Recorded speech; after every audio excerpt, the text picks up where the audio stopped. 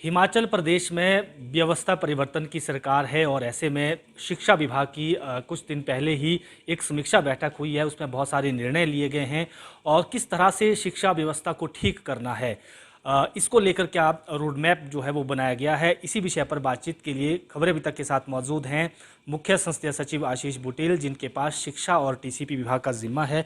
Sir, शिक्षा विभाग की अभी हाल ही में समीक्षा हुई है। हम परिवर्तन की बात कह रहे हैं, तो किस तरह का परिवर्तन हम शिक्षा में देखेंगे आने वाले दिनों में। बहुत सारे इशू जो है इस शिक्षा विभाग में चलते हैं। इसको सिर्फ ट्रांसफ़र वाला महकमा ज़्यादातर इस तौर पर जाना जाता है, तो बदलाव किस तरह के लाने वाले हैं। देखिए, ये जो नई सरकार बनी है, हमारी कांग्रेस पार्टी की सरकार है। ये सरकार नए फैसले ले रही है और जनहित के फैसले ले रही है। आने वाले समय में शिक्षा विभाग के अंदर आप देखेंगे कि ऐसे फैसले लिए जा रहे हैं जहां पर जो हमारे बच्चे स्कूल और कॉलेजों में पढ़ते हैं उनको कोई ना कोई ऐसी उनके पास शिक्षा वो प्राप्त वहाँ से करें जिससे आगे की अपने भविष्य भी उनका और उज्जवल हो सके। उसके लिए हम लोग काम करने जा रहे हैं। बहुत सारे स्कूल ऐसे हैं जहाँ पर बिना टीचर्स नहीं हैं या स्टाफ नहीं है। बहुत जल्द उनकी भर्तियाँ होने जा रही हैं, भर्तियाँ होंगी शिक्षा के, चाहे वो एलिमेंट्री है चाहे आपका हायर है, दोनों एजुकेशन के सेक्टर में यहाँ पे भर्तियाँ होंगी। और अभी पीछे 3 दिन पहले रिव्यू मीटिंग थी, उसमें ये मंत्री जी ने स्पष्ट किया है कि हम लोगों को काम ऐसा करना पड़ेगा कि कुछ जो कि मतलब चेंज के जैसा जैसा बदलाव आ रहा है सारी चीज़ों में, तो वैसे ही उसी के हिसाब से हमें चलना पड़ेगा और हम इस पे काम भी करने वाले हैं। आपने बताया कि क्या नई चीज़ यहाँ पर होगी, तो मैंने उसका आपको उत्तर ये दिया कि जिससे बच्चों का भविष्य जो है वो अच्छा और उज्जवल हो सके, उसके ऊपर हम लोग काम कर रहे हैं। बिना स्कूल्स के जो बिना टीचर्स के जो स्कूल चल रहे हैं उनके ऊपर भी हम लोग टीचर्स की भर्तियां करके उसके ऊपर काम कर रहे हैं। आपने टीचर भर्ती की बात भी कही। हालांकि जब कांग्रेस पार्टी का मैनिफेस्टो बना था, गारंटी थी, उसमें 1 लाख रोजगार की बात हुई थी। शिक्षा विभाग में कितना रोजगार जो है इस वक्त हम कह सकते हैं कि दे सकते हैं। हालांकि 11,000 के करीब ऐसे हैं पद जो खाली चल रहे हैं शिक्षा विभाग में। टीचिंग की बात करें, नॉन टीचिंग के पद भी खाली हैं। बिल्कुल। और इनको भरना हमारी सबसे पहली प्राथमिकता है, ताकि कोई भी स्कूल ऐसा ना रहे जहाँ पर कोशिश हमारी ये है कि हर एक बच्चा जो एक स्कूल में जाता है वो बगैर टीचर के ना हो कम से कम। और उसके ऊपर मंत्री जी ने ये स्पष्ट किया है कि कुछ ही समय के अंदर हम लोग ज़्यादा से ज़्यादा भर्ती यहाँ पर करने की कोशिश कर रहे हैं, और जो कि आपके सामने आ जाएगी। कुछ स्कूल ऐसे भी हैं जहां पर टीचर्स नहीं हैं, और कुछ ऐसे हैं कि लास्ट के 6 महीनों में वो स्कूल खोले गए। उसको लेकर लगातार चर्चा है और विभागों में डीनोटिफिकेशन हुई है। शिक्षा विभाग में भी क्या इस तरह का कुछ प्रोसेस चल रहा है कि डीनोटिफिकेशन हो सकती है, स्कूलों को मर्ज किया जाएगा या बंद किया जाएगा।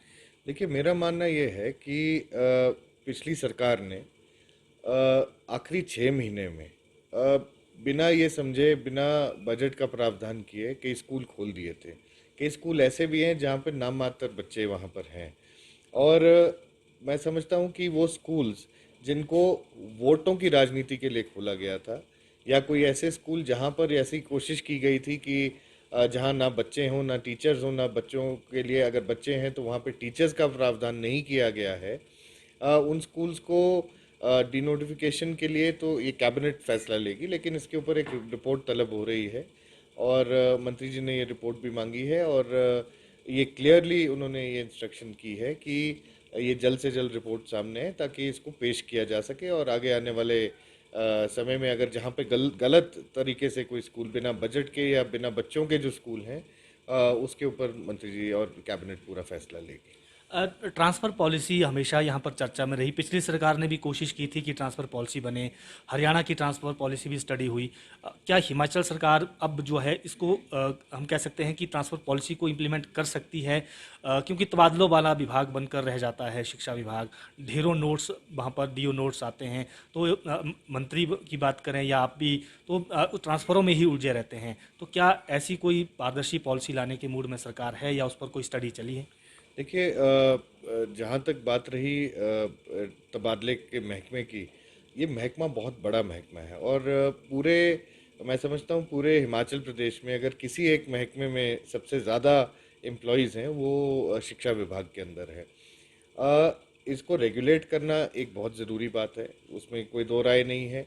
और ताकि बच्चों का भी फ्यूचर जो है या बच्चों को कोई पढ़ा रहा जो टीचर है वो किस तरह से उन बच्चों के उसके ट्रांसफ़र हो जाने से बच्चों के ऊपर क्या की पढ़ाई पर क्या असर पड़ता है, उसको भी हम लोग वो कर रहे हैं। उसकी समीक्षा भी हुई थी और कोशिश यही की जा रही है कि इसको एक पारदर्शी तरीके से रखा जाए। उसके ऊपर भी चर्चा हुई है और मैं आश्वस्त हूँ इस बात से कि कोई ना कोई बदलाव इसमें भी ज़रूर आएगा। आखिरी प्रश्न, राजनीतिक बात करते हैं। पूर्व मुख्यमंत्री हैं और नेता प्रतिपक्ष जयराम ठाकुर ने एक बयान दिया कि गलत आंकड़े कांग्रेस पार्टी के नेता, मुख्यमंत्री और मंत्री पेश कर रहे हैं कर्ज को लेकर, जबकि हमने कम कर्ज लिया था और 75,000 करोड़ के कर्ज की बात हो रही है। कर्मचारियों की लाइबिलिटी भी हमारे ऊपर ही थोपी जा रही है, हमने भी इस तरह की लाइबिलिटी को झेला है।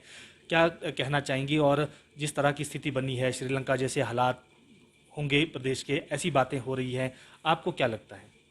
देखिए, भाजपा के जो आला नेता हैं अब अपना वो हार जो हो चुकी है उनकी विधानसभा के चुनावों में, और जो उन्होंने मैं कह सकता हूँ कि जो जिस तरह से आर्थिक बोझ इस प्रदेश पे डाला उससे बचने के लिए और बात को घुमाने के लिए अब ये बातें निकल रही हैं। मुझे बहुत अच्छे से याद है कि पिछले बजट सेशन में, जो पिछली सरकार का आखिरी बजट सेशन था, उसमें अगर आप जाकर देखें तो ये उसी समय पर हम लोगों ने कह दिया था कि जब तक ये सरकार जाएगी तब तक 75,000 करोड़ से ऊपर का ऋण हिमाचल प्रदेश की जनता के ऊपर होगा।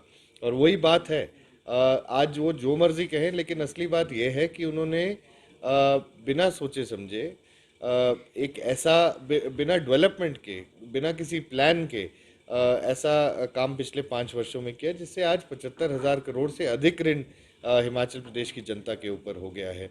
वो हमें कोसने की कोशिश कर रहे हैं, लेकिन असली बात यह है कि अपने कारनामे छुपाने की भी कोशिश कर रहे हैं।